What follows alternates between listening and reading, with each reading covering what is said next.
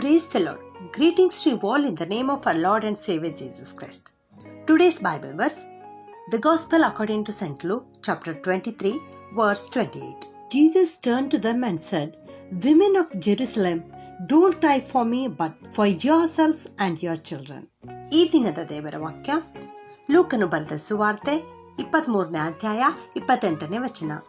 ಯೇಸು ಅವರ ಕಡೆಗೆ ತಿರುಗಿಕೊಂಡು, ಯೆರೂಸಲೇಮಿನ ಸ್ತ್ರೀಯರೇ, ನನಗೋಸ್ಕರ ಅಳಬೇಡಿರಿ, ನಿಮಗೋಸ್ಕರವೂ ನಿಮ್ಮ ಮಕ್ಕಳಿಗೋಸ್ಕರವೂ ಅಳಿರಿ. ಇಲ್ಲಿ ನಮ್ಮ ಪ್ರಿಯ ರಕ್ಷಕನಾದ ಯೇಸು ಸ್ವಾಮಿಯನ್ನ ಕೊಲೆ ಮಾಡುವುದಕ್ಕಾಗಿ ಹಿಡಿದುಕೊಂಡು ಹೋಗ್ತಾ ಇದ್ದಾರೆ. ಅಂತ ಸಂದರ್ಭದಲ್ಲಿ ಅನೇಕ ಸ್ತ್ರೀಯರು, ದೇವಭಕ್ತಿಯುಳ್ಳ ಸ್ತ್ರೀಯರು ದೊಡ್ಡ ಸಮೂಹದಲ್ಲಿ ಆತನನ್ನು ಹಿಂಬಾಲಿಸುತ್ತಾ ಇದ್ದಾರೆ, ಆತನನ್ನು ನೋಡ್ತಾ ಇದ್ದಾರೆ. ನಮ್ಮ ಪ್ರಿಯ ಬೋಧಕನಿಗೆ, ನಮಗೆ ಅತ್ಯಂತ ಸ್ನೇಹಿತನಾಗಿರುವಂಥ ಯೇಸು ಕ್ರಿಸ್ತನಿಗೆ ಈ ರೀತಿಯಾಗಿದೆಯಲ್ಲ, ನಮ್ಮ ಜೀವಿತದಲ್ಲಿ ಅನೇಕರಿಗೆ ಉಪಕಾರ ಮಾಡಿರುವಂಥ ಯೇಸು ಕ್ರಿಸ್ತನಿಗೆ ಈ ರೀತಿ ಆಗ್ತಾ ಇದೆಯಲ್ಲ, ಈ ರೀತಿ ಕಷ್ಟ ಕೊಡ್ತಾ ಇದ್ದಾರಲ್ಲ ಎಂಬುದಾಗಿ ಅನೇಕ ಸ್ತ್ರೀಯರು ನಿಟ್ಟುಸಿರು ಬಿಡುತ್ತಾ, ಅಳುತ್ತಾ, ಗೋಳಾಡುತ್ತಾ ಯೇಸುವನ್ನು ಹಿಂಬಾಲಿಸಿ ಹೋಗುತ್ತಾ ಇದ್ದರು. ಆ ದೃಶ್ಯವನ್ನು ಕಂಡ ಯೇಸು ಸ್ವಾಮಿ ತಾನೇ ಸ್ವತಃ ಅನೇಕ ದುಃಖದಲ್ಲಿದ್ದಾನೆ, ಕಷ್ಟದಲ್ಲಿದ್ದಾರೆ, ವೇದನೆಯಲ್ಲಿದ್ದಾರೆ, ಮೈಯೆಲ್ಲ ವೇದನೆ ಆಗ್ತಾ ಇದೆ.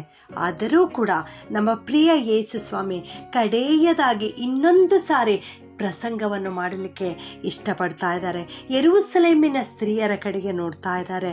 ಈ ರೀತಿ ಹೇಳ್ತಾ ಇದ್ದಾರೆ, ಯೆರೂಸಲೇಮಿನ ಸ್ತ್ರೀಯರೇ, ನನಗೋಸ್ಕರ ಅಳಬೇಡಿರಿ, ನಿಮಗೋಸ್ಕರವಾಗಿಯೂ ನಿಮ್ಮ ಮಕ್ಕಳಿಗೋಸ್ಕರವಾಗಿಯೂ ಎಂಬುದಾಗಿ ಇಲ್ಲಿ ಯೇಸು ಸ್ವಾಮಿ ಹೇಳ್ತಾ ಇದ್ದಾರೆ. ಯಾಕೆಂದರೆ ಆತನಿಗೆ ಬಂದಿರತಕ್ಕಂಥ ಈ ಕಷ್ಟ ಕೇವಲ ಕ್ಷಣಿಕವಾದದ್ದು, ಸ್ವಲ್ಪ ಹೊತ್ತಿಗೆ ಮಾತ್ರ ಇರುವಂಥದ್ದು. ಈಗ ಎಲ್ಲ ತೀರಿತು ಎಂಬುದಾಗಿ ಹೇಳುವಂತಹ ಸಮಯ ಹತ್ತಿರವಾಗಿದೆ ಪ್ರಿಯರೇ. ಶತ್ರುಗಳು ಆತನನ್ನು ಹಿಡಿದುಕೊಂಡು ಹೋಗಿ ಕೊಂದು ಹಾಕುವಂತಹ ಸಮಯ ಸಮೀಪವಾಗಿದೆ.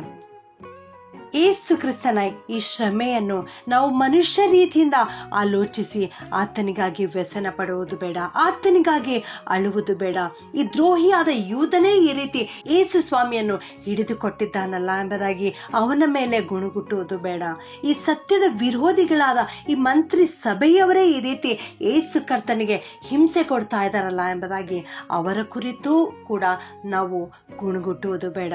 ಈ ಅನೀತಿವಂತನಾದ ಪಿಲಾತನು ಕರುಣೆ ಇಲ್ಲದೆ ತನಗೆ ಅಧಿಕಾರವಿದೆ ಎಂಬುದಾಗಿ ಯೇಸು ಸ್ವಾಮಿಯನ್ನು ಹಿಡಿದುಕೊಟ್ಟನಲ್ಲ ಎಂಬುದಾಗಿ ಈ ರೀತಿ ನಾವು ನಿಂದಿಸುವುದು ಬೇಡ, ಗುಣಗುಟ್ಟುವುದು ಬೇಡ ಪ್ರಿಯರೇ.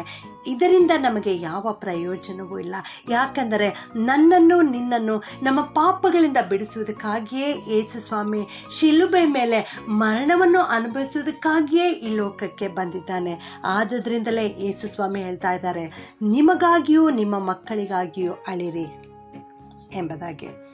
ಹೌದು ನನ್ನ ಪ್ರಿಯ ದೇವಜನರೇ, ನಿಜವಾಗಿ ನಾವು ಹೇಳಬೇಕಾದರೆ ಅಂದು ಯೇಸು ಸ್ವಾಮಿಗೆ ಬಂದ ಶ್ರಮೆ ನನ್ನ ನಿನ್ನ ನಿಮಿತ್ತವಾಗಿಯೇ, ನಮ್ಮ ಪಾಪದ ನಿಮಿತ್ತವಾಗಿಯೇ ಆತನ ತಲೆಯ ಮೇಲೆ ಮುಳ್ಳಿನ ಕಿರೀಟ ಬಂದಿದೆ, ಬೆನ್ನಿನ ಮೇಲೆ ಚಾಟಿಯ ಏಟುಗಳು ಬಿದ್ದಿವೆ, ಕೈಕಾಲುಗಳಿಗೆ ಮೊಳೆಗಳನ್ನು ಜಡಿದಿದ್ದಾರೆ, ಪಕ್ಕೆಯಲ್ಲಿ ತಿವಿದಿದ್ದಾರೆ. ಈ ಎಲ್ಲ ರೀತಿಯಿಂದ ಆಗಿರುವುದು, ನಮ್ಮ ಯೇಸು ಕರ್ತನಿಗೆ ಕಷ್ಟ ಒದಗಿರುವುದು ನನ್ನ ನಿನ್ನ ಪಾಪದ ನಿಮಿತ್ತವಾಗಿಯೇ. ಇದನ್ನು ನಾವು ಅರಿಕೆ ಮಾಡೋಣ, ನಿಜವಾಗಿಯೂ ಪಶ್ಚಾತ್ತಾಪದ ಹೃದಯದಿಂದ ಕಣ್ಣೀರು ಸುರಿಸೋಣ. ಆದ್ದರಿಂದಲೇ ಇಂದು ಸ್ವಾಮಿ ಹೇಳ್ತಾ ಇದ್ದಾರೆ, ನಿಮಗಾಗಿಯೂ ನಿಮ್ಮ ಮಕ್ಕಳಿಗಾಗಿಯೂ ಅಳಿರಿ ಎಂಬುದಾಗಿ. ಹಸಿ ಮರಕ್ಕೆ ಇಂಥದ್ದು ಸಂಭವಿಸಿದರೆ ಒಣಗಿದ್ದ ಮರಕ್ಕೆ ಏನಾಗುವುದೋ ಎಂಬುದಾಗಿ ಇಲ್ಲಿ ಸ್ವಾಮಿ ಹೇಳ್ತಾ ಇದ್ದಾರೆ.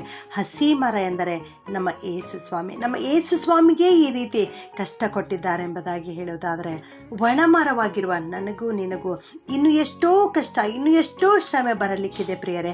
ಅದನ್ನು ನೆನೆಸಿ ನಾವು ಅಳಬೇಕಾಗಿದೆ. ಒಣಗಿದ ಮರವನ್ನು ಕಡಿದು ಹಾಕಿ ಬೆಂಕಿಯಲ್ಲಿ ಬಿಸಾಡುತ್ತಾರೆ ಹೊರತು ಅದು ಮತ್ತಾವ ಕೆಲಸಕ್ಕೂ ಬಾರದು.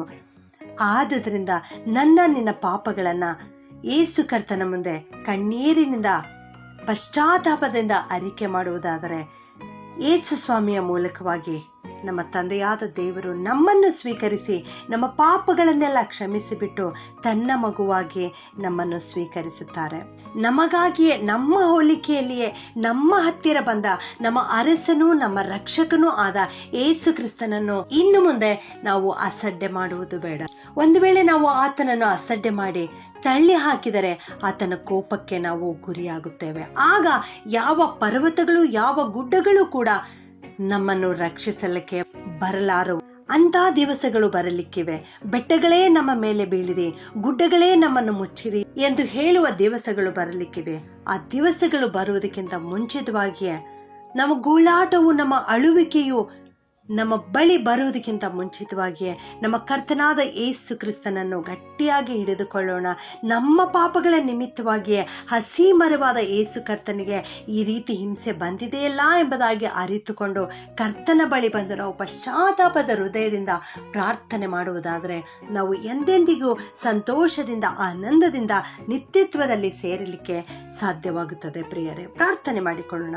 ಪ್ರೀತಿಯ ಪರಲೋಕದ ತಂದೆಯಾದ ದೇವರೇ, ನಿಮಗೆ ಸ್ತೋತ್ರ ಉಂಟಾಗಲಿ ಸ್ವಾಮಿ. ಇಂದು ನಾವೆಲ್ಲರೂ ಕರ್ತನೆ ನಿಜವಾದ ಪಶ್ಚಾತ್ತಾಪದ ಹೃದಯದಿಂದ ಕಣ್ಣೀರು ಸುರಿಸುತ್ತಾ ನಿನ್ನ ಪಾದದಲ್ಲಿ ಬರುತ್ತೇವೆ ಸ್ವಾಮಿ. ಏಸು ಕರ್ತನೆ, ನಿನ್ನ ಶ್ರಮೆಯಿಂದಲೂ ನಿನ್ನ ಮರಣದಿಂದಲೂ ನಮ್ಮನ್ನು ನೀವು ರಕ್ಷಿಸಿದ್ದೀರಿಯಪ್ಪ. ಸ್ತೋತ್ರ. ನಮ್ಮ ಪಾಪದಿಂದ ಬಿಡುಗಡೆ ಕೊಟ್ಟಿದ್ದೀರಿ ತಂದೆಯೇ, ಅದಕ್ಕಾಗಿ ಸ್ತೋತ್ರ ಸ್ವಾಮಿ. ದೇವರೇ, ನೀವೇ ನಮಗೆ ಬಂಡೆಯು, ಕೋಟೆಯು, ದೇವರು ಆಗಿದ್ದೀರಿ ಕರ್ತನೆ. ನಿಮಗೆ ಸ್ತೋತ್ರ. ನಾವು ಭರವಸೆ ಪರ್ವತವು, ಗುಡ್ಡವು, ಡಾಲು, ರಕ್ಷಣೆ ಕೊಂಬು, ದುರ್ಗವು ನೀವಾಗಿದ್ದೀರಿ ಸ್ವಾಮಿ. ನಿಮಗೆ ಸ್ತೋತ್ರ ಸ್ವಾಮಿ. ಇಂದು ಈ ವಾಕ್ಯವನ್ನು ಕೇಳಿಸಿಕೊಳ್ಳುತ್ತಿರುವ ಎಲ್ಲರನ್ನ ಆಶೀರ್ವಾದ ಮಾಡು ಕರ್ತನೆ. ಈ ಪ್ರಾರ್ಥನೆಯನ್ನು ಯೇಸುವಿನ ಒಂದೇ ನಾಮದಲ್ಲಿ ಬೇಡುತ್ತೇನೆ ತಂದೆಯೇ, ಆಮೆನ್.